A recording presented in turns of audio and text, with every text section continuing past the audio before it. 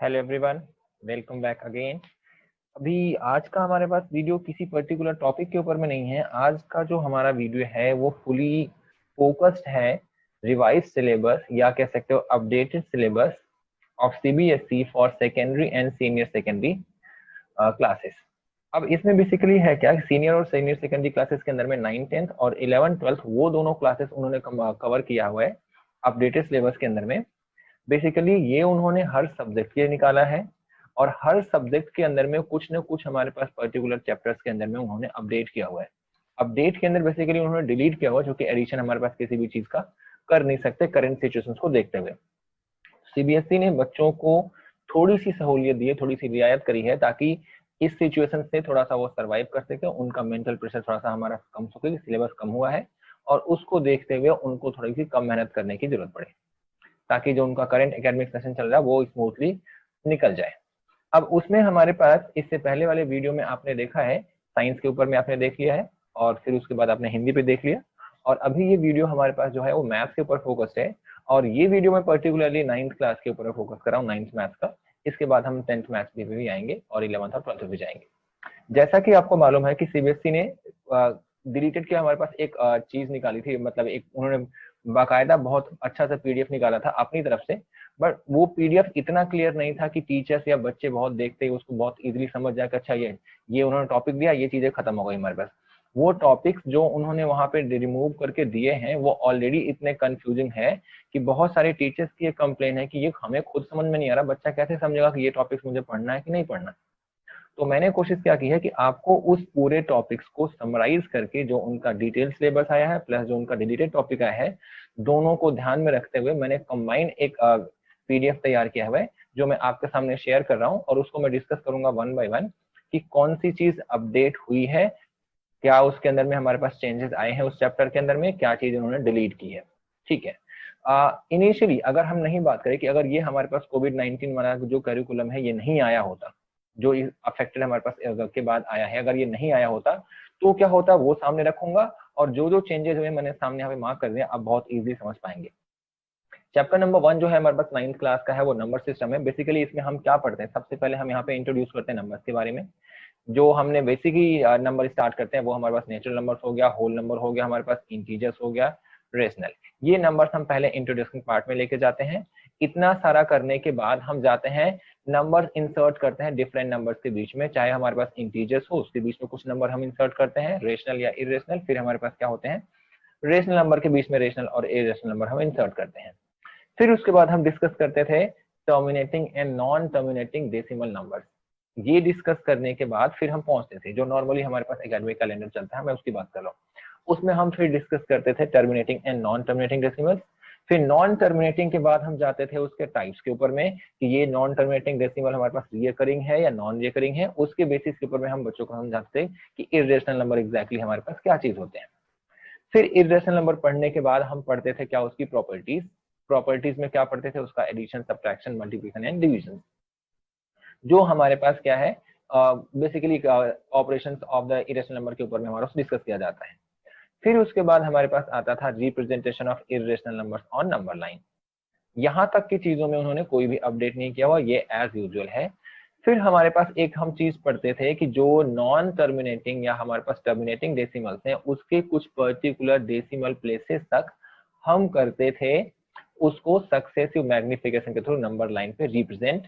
वो चीज इन्होंने कर दी है डिलीट, या कह सकते हो कि वो इन्होंने करंट सेशन के हमारे पास एकेडमिक कैलेंडर से रिमूव कर दिया है। ठीक है, ये पहली चीज हमारे पास वहां से रिमूव की है उन्होंने। फिर हमारे पास उसके जो ऑपरेशंस हैं वो उन्होंने एज यूजुअल रखा है। फिर हमारे पास लॉज ऑफ एक्सपोनेंट्स, जो हमने 8th क्लास में भी किया था हमारे पास एक्सपोनेंट पावर्स के अंदर में, उसी का थोड़ा सा डिटेल वर्जन हम 9th क्लास में करते हैं, वो भी उन्होंने बिल्कुल भी अपडेट नहीं किया हुआ है, वो एज यूजुअल है। फिर उसके बाद हमने किया था irrational numbers on number line. आपको मालूम होगा कि हम बहुत सारा स्पाइरल बनाते हैं, √2, √3, √5 एंड सो ऑन, वो इन्होंने रिमूव कर दिया हुआ है। फिर उसके बाद क्या किया हुआ है, nth root of real numbers, इसको थोड़ा सा उन्होंने एक्सप्लेन नहीं किया हुआ है। यहाँ पे अगर हम इसके एक्सप्लेनेशन में जाएंगे तो यहाँ पे उन्होंने अपडेट क्या किया हुआ कि जो हम फ्रैक्शन पावर वाली चीजें पढ़ते थे, पावर जहाँ पे हमारा फ्रैक्शन या नेगेटिव होती थी, वो चीजें इन्होंने अपडेट की है, उसको इन्होंने यहाँ से डिलीट कर दिया है। अब बच्चों को हमारे पास फ्रैक्शनल पावर्स या नेगेटिव पावर्स का जो हमारे पास एक्सपोनेंट्स है वो यहाँ पे नहीं पढ़ना है। ये था हमारे पास चैप्टर नंबर 1 नंबर सिस्टम के ऊपर में। ठीक है, ये हमने किया था इसके अंदर में। चैप्टर नंबर 1 यहाँ पे होता है कंप्लीट। फिर हम पहुंचते हैं चैप्टर नंबर 2 कहाँ पे, पॉलिनोमियल्स के ऊपर में। पॉलिनोमियल्स के अंदर भी इन्होंने थोड़ी बहुत चेंजेस की हैं।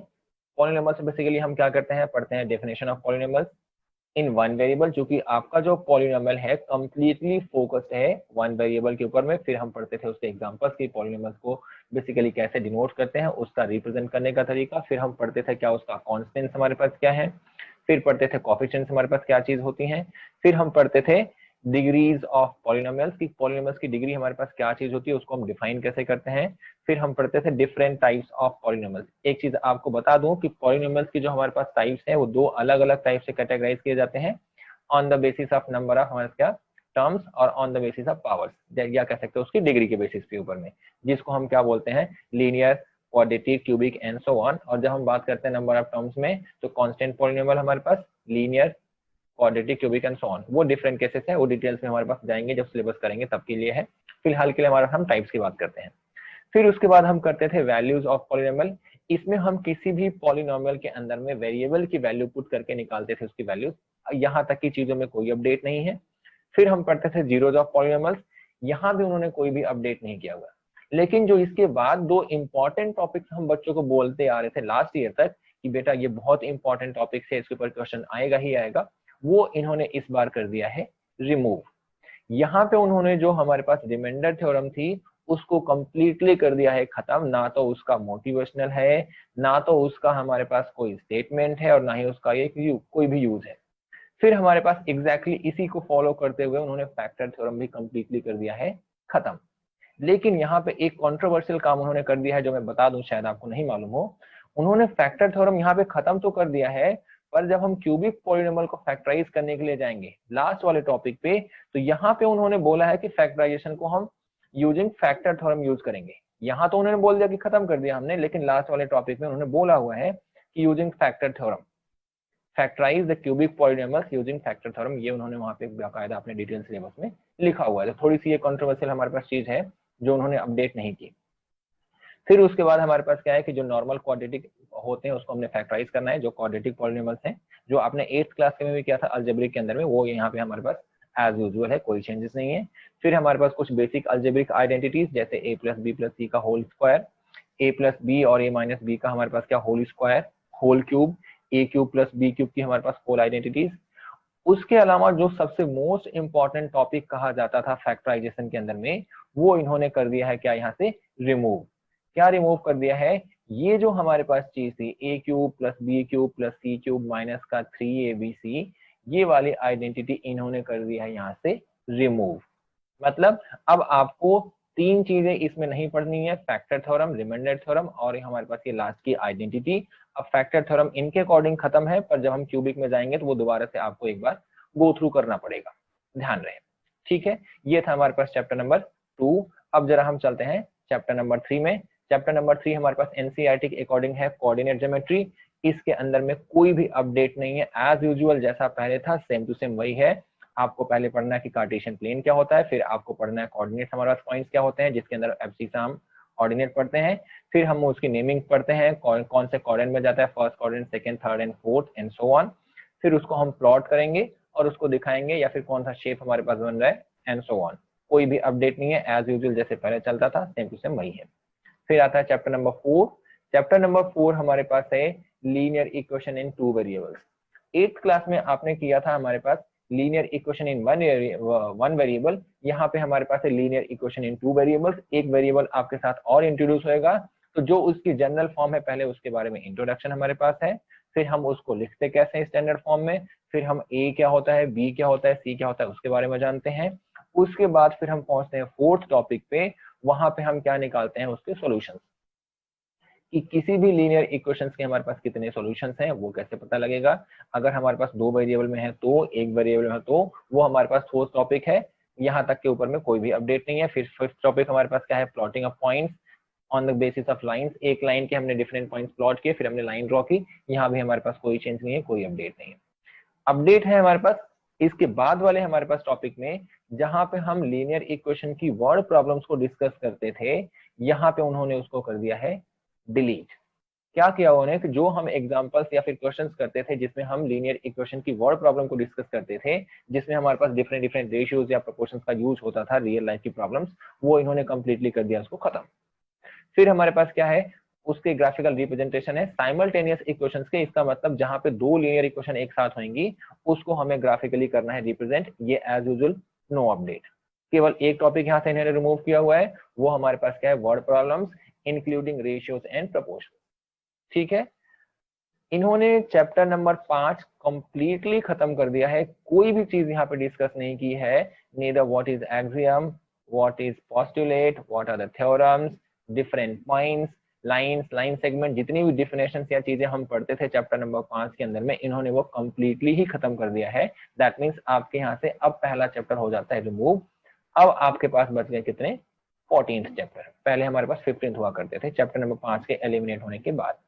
ठीक है, अब हमारे पास पहले के अकॉर्डिंग में चैप्टर नंबर 6, पर करेंट हमारे पास हिसाब से चैप्टर नंबर 5, वो हमारे पास क्या है, lines and angles. Lines and angles के अंदर में कोई भी अपडेट नहीं है, एज यूजुअल प्रीवियस ईयर का सिलेबस एज यूजुअल यहाँ भी हमारे पास कॉपी है, without any change, without any modification. मैं एक बार बस गो थ्रू कर देता हूँ। जैसे आपके पास क्या दे रखा है कि if a ray tends on a line then the sum of the two adjacent angles so formed is 180 degree, और इसका कन्वर्स कि अगर सम 180 डिग्री है तो वो हमारे पास क्या होंगे, एडजेसेंट एंगल्स होंगे। जहां जहां पे ये लिखा हुआ है प्रूफ, ये हमारे पास थ्योरम है और इन थ्योरम्स का प्रूफ आपके सिलेबस में है। इसके अलावा जो ये चीजें हैं ये हमारे पास केवल मोटिवेशनल स्टेटमेंट्स हैं। एनसीईआरटी में मोटिवेशनल स्टेटमेंट लिखा होता है, उसका मतलब सिंपल सा ये होता है कि इन थ्योरम्स को आपको प्रूफ नहीं करना है, डायरेक्टली आप क्वेश्चंस को प्रूफ करने के लिए इसका यूज कर सकते हैं, ये है उसका मतलब। तो इसके डिटेल में जाने की कोई रिक्वायरमेंट नहीं, ऑलरेडी हमारे पास कुछ भी अपडेशन नहीं है। फिर हम पहुंचते हैं चैप्टर नंबर 7। पुराने के हिसाब से नए के हिसाब से हमारे पास क्या है, ये चैप्टर नंबर 6 है। यहाँ पे उन्होंने थोड़े से चेंजेस किए हैं। पहली चीज तो हमारे पास जो कॉन्ग्रुएंसी हम करते थे फर्स्ट SAS, जिसको हम कॉन्ग्रुएंसी न कह के हम इसको बोलते हैं एक्सियम, SAS एक्सियम। इसको आपको प्रूफ नहीं करना, डायरेक्टली आपको यूज करना है कि दो ट्राइंगल हमारे पास SAS एक्सियम के थ्रू कॉन्ग्रुएंट है, वो हमारे पास एज यूजुअल है, कोई चेंज नहीं हुआ है। उसके जस्ट बाद हम करते थे थ्योरम जिसको हम बोलते थे ASA कॉन्ग्रुएंसी रूल, वो इन्होंने कर दिया है डिलीट। मतलब अब आपको वो वाली कॉन्ग्रुएंसी प्रूफ करने की रिक्वायरमेंट नहीं है, उसका प्रूफ हमारे पास सिलेबस में था, अब उन्होंने कर दिया उसको खत्म। फिर हमारे पास third topic, two triangles are congruent, triple S congruency. यहाँ पे इसके सामने कुछ नहीं लिखा हुआ है, इसका मतलब ये मोटिवेशनल है। इस थ्योरम का प्रूफ भी आपके सिलेबस में नहीं है। यहाँ भी इसके सामने कुछ नहीं लिखा हुआ है कि टू हमारे पास राइट ट्राइंगल जिसको हम RHS कॉन्ग्रुएंसी कहते थे, इसका भी प्रूफ आपके सिलेबस में नहीं है। केवल पूरे चैप्टर में एक प्रूफ बचा हुआ है, वो हमारे पास क्या है, the angles opposite to equal sides of a triangle are equal. पूरे चैप्टर में पहले हमारे पास क्या, दो थ्योरम प्रूफ करने के लिए होती थी, अब केवल एक थ्योरम बची है और वो हमारे पास ये है कि the angles opposite to equal sides of a triangle are equal, that's it. ठीक है, क्वेश्चंस हमारे पास डिफरेंट क्वेश्चंस आ सकते हैं प्रूफ करने के लिए, पर थ्योरम में केवल एक ही थ्योरम हमारे पास बची हुई है। नेक्स्ट दे रखा the sides opposite to equal, इसका जस्ट हमारे पास कन्वर्स है। लास्ट में हमारे पास क्या था, जो सबसे इंपॉर्टेंट टॉपिक हम बच्चों को बोलते थे कि बेटा ये टॉपिक्स हमारे पास इंपॉर्टेंट है, हमारे पास ये चैप्टर आएगा तो इससे क्वेश्चन आएगा ही आएगा, वो इन्होंने कर दिया है अगेन डिलीट। इनइक्वालिटीज ऑफ हमारे पास क्या, ट्राइंगल्स। इसमें क्या करते थे हम कि जो लिंक होता है ट्राइंगल की साइड्स और उसके एंगल्स के बीच का, उसको हम स्टडी करते थे, वो इन्होंने कंप्लीटली कर दिया है खत्म, वो अब आपको नहीं पढ़ना। दैट मीन्स एनसीईआरटी के अकॉर्डिंग में जो चैप्टर नंबर हमारे पास एक्सरसाइज 7.4 है, उसका लास्ट टॉपिक 7.4 के अंदर में यही डिस्कस था, वो उन्होंने कर दिया कंप्लीटली खत्म, तो आपके उसकी डिटेलिंग में जाने की कोई रिक्वायरमेंट नहीं है। फिर आता है हमारे पास चैप्टर नंबर 8, पुराने के हिसाब से नए के हिसाब से 7वां है। यहाँ पे भी उन्होंने कोई अपडेशन नहीं किया है, एज यूजुअल जैसा पुराना था एग्जैक्टली वही है। यहाँ पे ये दो चीजें आपको दिख रही है, यहाँ पे ये डेफिनेशन आपको पढ़नी है क्वाड्रिलेटरल्स के बारे में, इसके हमारे पास क्या टाइप्स, इसकी प्रॉपर्टीज। फिर आपको पढ़ना है हमारे पास क्या कि डायगोनल्स क्या होते हैं पैरेललोग्राम के, वो कैसे ट्राइंगल को डिवाइड, पैरेललोग्राम को डिवाइड करते हैं कॉन्ग्रुएंट ट्राइंगल के अंदर में, ये वाला थ्योरम आपके सिलेबस के प्रूफ में है। और इस चैप्टर में केवल यही एक प्रूफ आपके पास बचा हुआ है, बाकी जितने भी हैं किसी का प्रूफ आपके सिलेबस में नहीं है। ये सारी की सारी प्रॉपर्टीज हैं और ये सारी की सारी प्रॉपर्टीज आपको यूज करनी है डिफरेंट डिफरेंट क्वेश्चंस को प्रूफ करने के लिए, किसी का प्रूफ आपके सिलेबस में नहीं है। मतलब कोई भी अपडेट नहीं है, केवल एक थ्योरम आपको प्रूफ करनी है, वो है आपको क्या कि किसी भी पैरेललोग्राम का डायगोनल उसको टू कॉन्ग्रुएंट ट्राइंगल में डिवाइड करता है। ठीक है, अब हम पहुंचते हैं चैप्टर नंबर 9, पुराने के हिसाब से, नए के हिसाब से chapter number 8, but chapter number नए के हिसाब से जो 8 था वो भी इन्होंने कर दिया है डिलीट। चैप्टर हमारे पास था एरिया ऑफ ट्रायंगल्स एंड पैराग्राम, वो इन्होंने कंप्लीटली खत्म कर दिया है। ना तो आपको इसके एग्जांपल्स करने हैं, ना तो क्वेश्चंस करने हैं, अल्टीमेटली आपको चैप्टर ही नहीं करना। अब अगर हमारे पास इस साल का जो एकेडमिक कैलेंडर है उसके हिसाब से देखा जाए तो ये चैप्टर भी आपके पास खत्म होके 2 चैप्टर का हमारे पास एलिमिनेशन हो जाता है। दैट मीन्स अब आपके पास बचते हैं 13 चैप्टर। ठीक है, तो चैप्टर नंबर 9 कट गया हमारे पास। तो अब सीक्वेंस दो दो का डिफरेंस आएगा। अब जो हमारे पास आता है चैप्टर नंबर 10 पुराने के हिसाब से, नए के हिसाब से चैप्टर नंबर 8, वो हमारे पास क्या है, सर्कल। सर्कल में भी इन्होंने थोड़े से अपडेट किए हुए हैं। उसमें क्या किया हुआ कि इन्होंने एक मोटिवेशनल जो चीज थी, या फिर जिसको हम बोलते हैं कि एग्जाम थी, जो इन्होंने हटा दी है, वो हमारे पास क्या थी कि 3 नॉन कोलिनियर पॉइंट से केवल और केवल एक सर्कल पास हो सकता है। वो वाला कॉन्सेप्ट इन्होंने खत्म कर दिया। अब आपको उसको गो थ्रू नहीं करना है। इन्होंने एक चीज और खत्म कर दी हमारे पास कि अगर हमारे पास इस पे मतलब प्लेन के अंदर में 4 हमारे पास कोई पॉइंट्स हों, एक ही प्लेन में लाई करते हों, तो जो हमारे पास वहां पे लाइन सेगमेंट कंटेन होता है वो 4 के चारों क्या होंगे, सर्कल पे लाई करेंगे। वो वाला कॉन्सेप्ट भी इन्होंने कर दिया है डिलीट। करंट हमारे पास करिकुलम के हिसाब से, करंट सिलेबस के हिसाब से उसको भी इन्होंने कर दिया है डिलीट। और इसके अलावा हमारे पास कोई भी अपडेशन नहीं है हमारे पास सर्कल्स के अंदर में। बाकी एज यूजुअल चीजें जैसे थी, सेम टू सेम चीजें हमारे पास वही है। थोड़ा सा आपको इन्होंने एडवांटेज दिया है चैप्टर नंबर 11th में। हमारे पास चैप्टर नंबर 11 लास्ट के हिसाब से, आपके हिसाब से वो 9 है। यहाँ पे उन्होंने थोड़ा सा आपको एडवांटेज दिया है। जो सबसे हार्ड चीज इस चैप्टर की मानी जाती थी वो था हमारे पास किसी ट्रायंगल का कंस्ट्रक्शन यूजिंग पेरीमीटर और बेस एंगल, वो इन्होंने खत्म कर दिया आपको। अब आपको सिंपल क्या करना है, एंगल्स बनाने हैं 90 degree, 60 degree, 45 degree and so on. उसके बाइसेक्टर आपको डिस्कस करने हैं। फिर आपको ट्रायंगल कंस्ट्रक्ट करना है जब हमारे पास साइड्स का सम और डिफरेंस दे रखा हो। थर्ड हमारे पास होता था पेरीमीटर वाला, वो इन्होंने डिलीट कर दिया है इस टॉपिक के हिसाब से, इस करंट चैप्टर से हमारे पास। दैट मीन्स अब आपको वो नहीं करना है। उसके बाद हम पहुंचते हैं हीरोन्स फॉर्मूला। यहाँ भी उन्होंने आपके साथ बहुत ही ज्यादा लीनियंसी बरती है, बहुत ही रियायत की है। हीरोन्स फॉर्मूला में जो मेन इंपॉर्टेंट काम था वो था इसका एप्लीकेशन पार्ट, और वो इन्होंने कंप्लीटली कर दिया है डिलीट। और तो और इन्होंने एक काम आपके साथ और किया है कि जो हमारे पास हीरोन्स फॉर्मूला यूज करते थे उसका विदाउट प्रूफ आपको यूज करना है। प्रूफ भी नहीं करना है कि हीरोन्स फॉर्मूला ये आता कैसे है, ए क्या चीज है, एस क्या चीज है, सेमी पेरीमीटर, वो सब कुछ भी आपको डिस्कस नहीं करना। डायरेक्टली क्या करना है, फॉर्मूला यूज करना है और एरिया निकाल लेना है। नॉर्मल टाइप के पास प्रॉब्लम्स है। एप्लीकेशन पार्ट इसका कंप्लीटली उन्होंने कर दिया है डिलीट। अब हम पहुंचते हैं chapter number 13 surface area and volume के ऊपर में।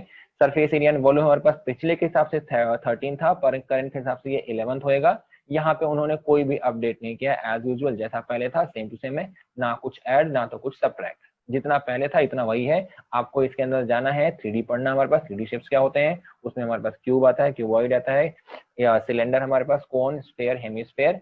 इन सब के आपको पढ़ने हैं सरफेस एरिया, और इन सब के आपके पढ़ने हैं वॉल्यूम्स। अपडेशन और डिलीशन हमारे पास कोई चीज नहीं है।